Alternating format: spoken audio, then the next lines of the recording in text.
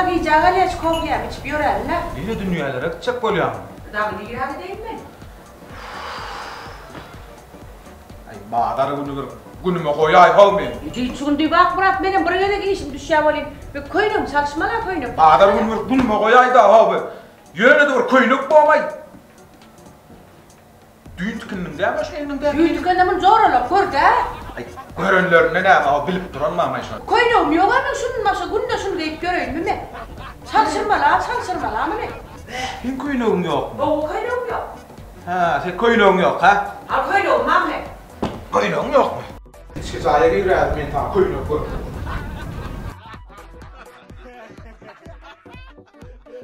Ne? Gel! Koyunuğun yok mu? O yok koyunum. Yok ha koyunuğun. Yok.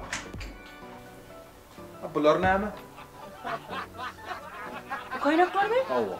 Bunlar zor oğlum gör de kolay. Çağrılan gördü deyip koyunuğun çalışıp görmek olmadı. Ondan kovdu çağrılan çalışaydı da. Yok bir koyunuk için zor oğlum çalışmana. Aydılmadıklar çok bir yana. Koyunuğun tezesi dostun koyunuk gittin mi? Alt vermeden alt bırak. Aytmadın sana. Yer bolyalı ha, gelen koyunuk olsun da. Dur.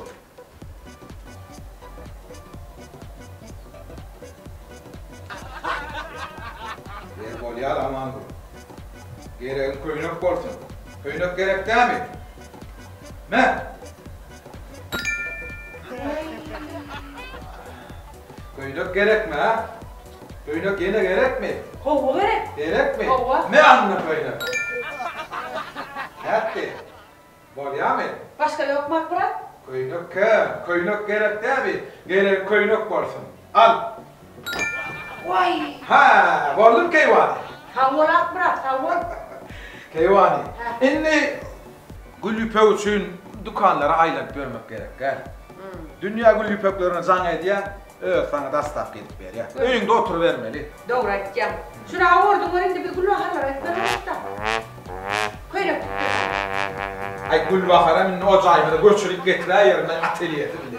Olmuyor mu? Şeyhler bu oğlan gülü harlar da gitmem dünyada göncan ettim.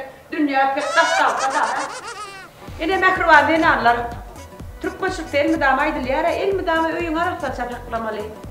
Mihman elmi dama mihman elinde nahar tayarlayan öyün arafta saklayan da. Karışyan da.